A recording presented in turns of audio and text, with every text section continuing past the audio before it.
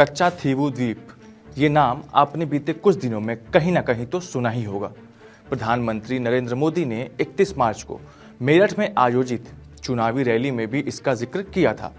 उन्होंने कच्चा थीवू द्वीप का जिक्र करते हुए कहा, कांग्रेस ने अपने शासनकाल के दौरान इस द्वीप को लेकर समझौता कर लिया।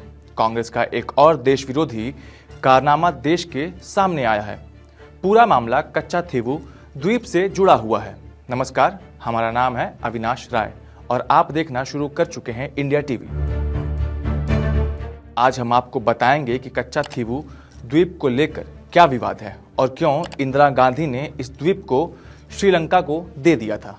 कच्चा थीवू आइलैंड भारत श्रीलंका के बीच पाक जलडमरू मध्य में 285 एकड़ में फैला एक आइलैंड है। आसान भाषा में बताएं तो कच्चा थीवू भारत और श्रीलंका के बीच समंदर में स्थित है। इसकी लंबाई 1.6 किलोमीटर और चौड़ाई 300 मीटर है। भारतीय तट से यह आइलैंड 33 किलोमीटर दूर है। वहीं श्रीलंका के जाफना से इसकी दूरी करीब 62 किलोमीटर है। यह द्वीप भारत के दक्षिण और श्रीलंका के उत्तरी हिस्से में है। इस द्वीप पर निर्माण के नाम पर केवल एक चर्च बना हुआ है, जिसे भारत और श्रीलंका के पादरी मिलकर संचालित करते हैं। यह द्वीप निर्जन है, यहाँ पानी की व्यवस्था भी नहीं है। यही कारण है कि यहाँ निवास कर पाना किसी के लिए भी असंभव है। दरअसल इस आइलैंड की कहानी 14वीं शताब्दी में शुरू होती है। इस समय एक ज्वालामुखी विस्फोट होता है। इसी ज्वालामुखी विस्फोट से निकले लावा से इस द्वीप का निर्माण होता है।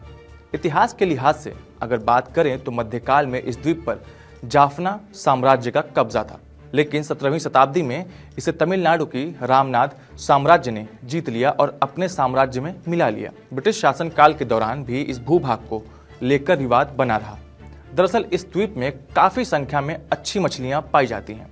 ऐसे में साल 1921 में पहली बार इस द्वीप पर दोनों ही देशों ने यानी भारत और श्रीलंका ने अपना अपना दावा किया। बाकी मामलों की तरह यह भी लटका रहा और विवाद बढ़ता गया। साल 1974 तक इसे सुलझाया नहीं जा सका। अब साल आता है 1974 का। भारत में इंदिरा गांधी की सरकार थी। अपने कार्यकाल के दौरान इंदिरा गांधी ने कच्चा थीवू आइलैंड के विवाद को सुलझाने की ठानी। इसके परिणाम स्वरूप उन्होंने इस द्वीप को श्रीलंका के हवाले कर दिया। इस समझौते को भारत श्रीलंका समुद्री समझौते के रूप में जाना जाता है। इसके तहत भारत और श्रीलंका के बीच अंतर्राष्ट्रीय समुद्री बाउंड्री को तय किया गया। इंदिरा गांधी को उस वक्त यह लगता था कि इस द्वीप का कोई भी रणनीतिक महत्व नहीं है, इसलिए उन्होंने इस द्वीप को श्रीलंका को दे दिया। उन्होंने सोचा कि ऐसा करके भारत और श्रीलंका के रिश्ते मजबूत हो जाएंगे। जैसा कि हमने पहले बताया कि इस आइलैंड पर काफी संख्या में मछलियां मिलती हैं। भारत सरकार और श्रीलंका सरकार के समझौते के तहत भारतीय मछुआरों को कच्चा थीवू आइलैंड पर जाकर मछली पकड़ने की अनुमति दी गई थी, लेकिन विवाद अब भी नहीं थमा था। श्रीलंका सरकार की तरफ से मछुआरों को केवल आइलैंड पर जाल सुखाने, आराम करने और बिना वीजा के चर्च जाने की अनुमति दी गई थी। यानी भारतीय मछुआरों के लिए नियम पहले से ही तय थे। इसके बाद श्रीलंका में शुरू हुआ सिविल वॉर। श्रीलंकाई सेना और लिट्टे के बीच लड़ाई जारी थी।